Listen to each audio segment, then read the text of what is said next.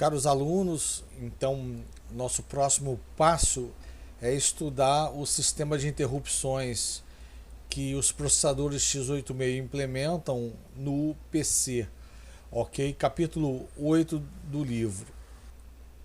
Antes de mais nada, nós vamos comentar sobre a motivação. Por que usar interrupções, né?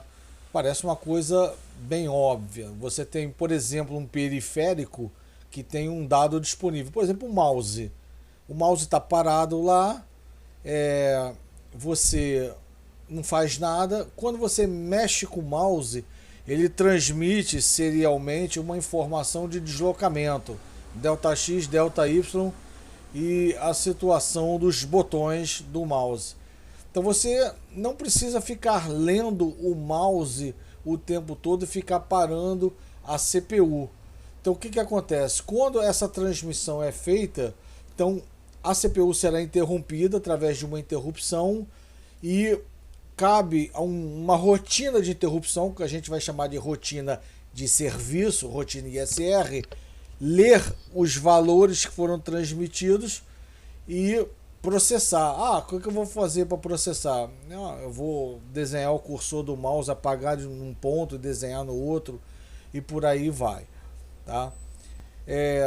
Então você poderia não ter interrupções, usar o que a gente chama de técnica de polling. A CPU fica consultando um bit de I/O do periférico. Tem dado disponível aí? Não. Tem dado disponível aí? Não. Fica de vez em quando consultando. O polling, é claro que ele é mais rápido, né? A latência da interrupção faz você demorar um certo tempo. Mas nada como não deixar a CPU dedicada a ficar consultando um polling. Nada disso, né? Ficar consultando o periférico. A CPU fica executando os aplicativos. E só quando for solicitada que ela para. Tá? Só para um comentário, o mouse, quando tem aquela entrada PS2, ele está conectado naquela entrada PS2, ele trabalha por interrupção. Quando for o mouse USB, existe sim um polling entre o controlador USB e o mouse. E aí sim o controlador USB vai pedir interrupção para CPU. Ok? Bom, vamos agora mostrar um diagrama que vale tanto para DOS, modo protegido e modo longo, né? Modo 64 bits, sistema de 64. Então o que acontece? Você, para cada rotina manipuladora de interrupção, você vai ter um endereço daquela rotina, né? Então o sistema PC, o sistema x86 trabalha com 256 interrupções. São 256 IRQ, eu não falei de IRQ ainda, 256 interrupções, de uma forma genérica. Não vou dizer quais são as possíveis interrupções. Tá? Então, quer dizer, é um número de 8 bits. Né? Então, o que o PC, o que o x86 faz? Ele implementa uma tabela de endereços de rotinas de interrupção. Tá? Então, seja esse caso aqui. Eu não estou falando especificamente de algum sistema, não. Tá? Então, o índice dessa tabela, o que tem dentro dessa tabela aqui em cada registro? Depende se é DOS, se é modo protegido, se é sistema de 64. Tá? Vamos... Então, são registros. 4 bytes, 8 bytes, 16 bytes, são registros. Tá? Então, por exemplo, eu tenho as interrupções e vão ter as exceções, que eu vou falar ainda o que são as exceções. Tem ainda NMI, lembra da NMI? NMI, interrupção não mascarável. Tá? Então, quando acontece a interrupção, o processador procura o endereço da rotina num desses registros. Aconteceu a interrupção NMI. Ele vai no registro 2 e pega o endereço dessa rotina e faz um salto para essa rotina. Então há um endereço. E isso aqui é meio que tabelado. As exceções independem desse sistema operacional. As exceções, elas são da Intel, da AMD, são do processador, tá? Então, exceção 00, 01, 03, 04, 05, 06, tem outras exceções ainda, tá? Essas exceções são fixas, não dependem da Microsoft, nem do Linux, depende de ninguém, tá? Aconteceu, você vai rodar um breakpoint, que é uma ferramenta que você tem na compilação, ela é a tabela é a entrada 3 na tabela de registros da sua tabela aqui, tá? E aí você tem também as IRQs, que eu vou falar o que são, que aí sim vai depender do sistema operacional. Isso aqui, para sistemas multitarefa, não tem muita convenção não. Algumas versões do Windows, eu não tenho certeza se são todas, trabalho com as IRQs de 0 a 15 mapeada entre 20 e 2F. Tá? No DOS já era mapeado de 08 a 0F, da IRQ0 a IRQ7, e a IRQ8 a IRQ15 da 70 a 77. Ok? Então é uma tabela de registros, onde cada registro contém o endereço de interrupção, da rotina de interrupção. Eu ainda vou diferenciar ainda os modos DOS, modo protegido e o modo longo. Bom, no DOS, né, não DOS, no modo real, né, quando você liga o computador, você liga o computador em modo real. Essa tabela aqui, ela está localizada no primeiro kilobyte da memória RAM. Então, sempre quando a gente fez aqueles projetos, inclusive o projeto que caiu na VC, por que a gente tem que começar a memória sempre do endereço 0? Não pode ter. Porque a tabela de vetores de interrupção, que é o nome que recebe em modo real, ela ocupa o primeiro kilobyte da memória RAM. Então, tem que ter RAM no primeiro kilobyte. Assim como a BIOS, a ROM, tem que estar no finalzinho do primeiro mega, a RAM ela tem que existir pelo menos no primeiro K, porque é nesse primeiro K, 256 registros vezes 4 bytes por registro, ela contém os endereços das rotinas de interrupção. E os endereços são os registros são meramente os endereços, tá? Então você vê aqui que o registro 0 ele tem 2 bytes para o seletor, o segmento de código, 2 bytes para o IP, o segmento, o ponteiro de instrução. Aqui, por exemplo, é o NMI. Esse exemplo aqui, o breakpoint, que é o registro 3. Então você tem o segmento de código e o ponteiro de instrução. Eles apontam para a rotina, que a gente vai chamar de rotina manipuladora, o manipulador da interrupção 3. Tá? Não é IRQ3, é a interrupção 3, tá? De breakpoint. Tem um endereço. Aconteceu a interrupção, o processador vem aqui nesse registro, pega o endereço e faz um call para essa rotina aqui. Ok? Então, isso aí é a tabela de vetores de interrupção no DOS ou qualquer programa, aplicativo em modo real. Então, esse quadrinho aqui, o que é um vetor de interrupção? É o registro, né, uma estrutura de dados composta por 4 bytes, 2 para o seletor e 2 para o offset, que dão o endereço da rotina de interrupção. E a tabela de vetores de interrupção é a tabela com os registros onde estão os endereços das rotinas.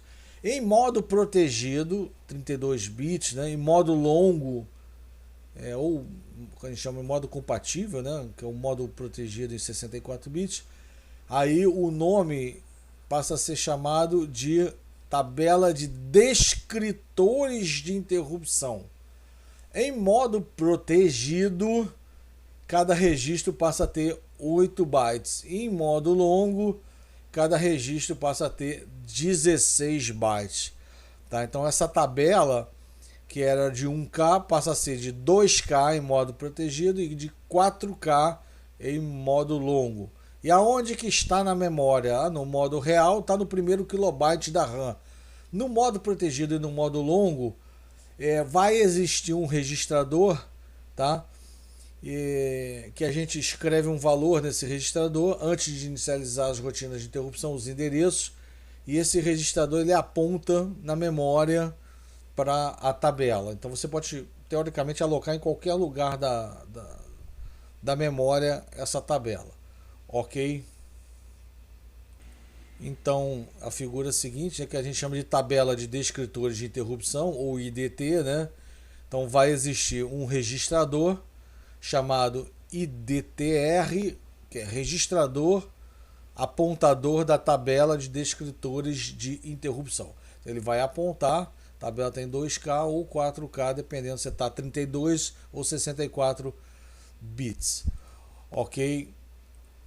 Então a gente está já finalizando esse primeiro vídeo do capítulo 8.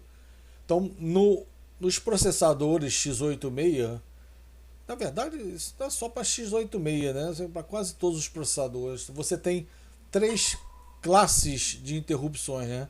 As interrupções por hardware, que são aquelas que são mais intuitivas, são interrupções pedidas externamente ao processador, né? Pelos pinos int-r, NMI. As exceções, que são interrupções geradas internamente pelo próprio processador, então a gente vai estudar a parte essa aqui, e o que a gente chama de interrupções por software, que são simulações de interrupções, tá?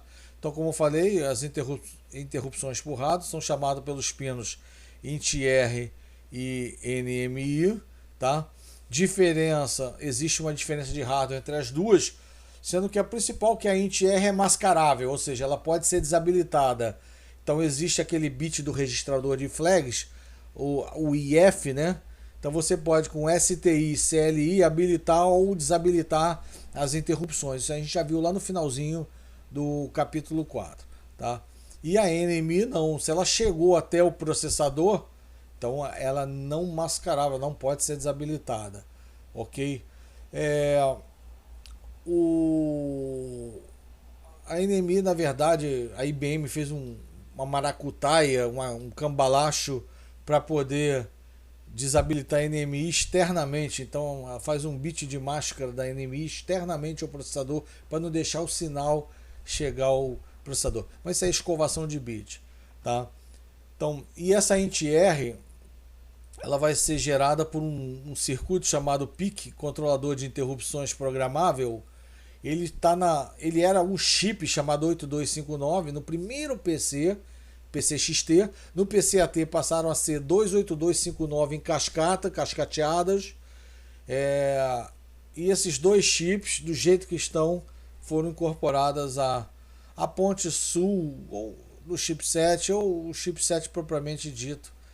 Tem muita variação, tá? A gente vai ver o que é a PIC mais adiante, ok?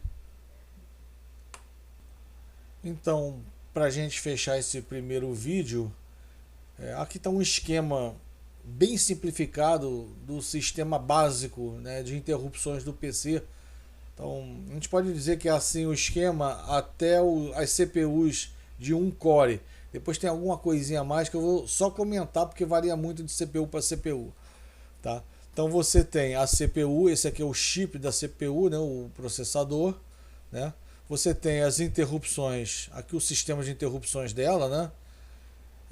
O sistema de interrupções dela, que vai receber as exceções, que são interrupções geradas internamente, as interrupções por hardware, né? Algum sinal de erro externo à CPU, vai pedir NMI, né? E o controlador de interrupções vai pedir a int-r. Esse controlador de interrupções ele é programável, tá? Por que é programável? A IRQ0 vai ser qual interrupção? Vai ser a int 50, int 20, int 08. Então você vai programar o número, qual das 256 interrupções vai equivaler a IRQ0. Você programa aqui, normal, né, com um ciclo de barramento. Esse cara é um periférico de I/O desse cara aqui, Você volta lá no capítulo 7 e vê lá que ele está mapeado nos endereços 20, 21, A0 e A1. Tá? Então, o I/O read, I/O write, você lê ou escreve dados no controlador de interrupções, né? Barramento de 16 bits de endereço, já que é um periférico de I/O, né? E ele é um periférico de 8 bits. Então, barramento de dados de 8 bits, você consegue fazer essa programação. Tá? Existe esse sinal aqui, que é um sinal bem interessante, chamado int acknowledge, interrupt acknowledge. Toda vez que você gera um pulso de interrupção aqui, ele devolve 2 pulsos. Está vendo? 2 pulsinhos em nível baixo aqui, int A. Então, esses pulsos são muito importantes, porque ele diz para o controlador de interrupções que a CPU aceitou a interrupção no primeiro. E no segundo pulso, pelo barramento de dados, o controlador de interrupções ele passa um número de 0 a 255, que vai ser amostrado aqui no segundo pulso, para que a CPU saiba qual IRQ gerou o pedido, né, de interrupção, entenderam? Então esse int A vai ser fundamental para a CPU saber qual das IRQs foi invocada. Ok, então a gente fecha o primeiro vídeo do capítulo e no próximo vídeo a gente já vai falar sobre as exceções da família x86. A gente vai falar mais das exceções que são genéricas a todos os modos, né? E tem algumas exceções referentes a modo protegido e modo longo que a gente vai falar no próximo capítulo. Um forte abraço.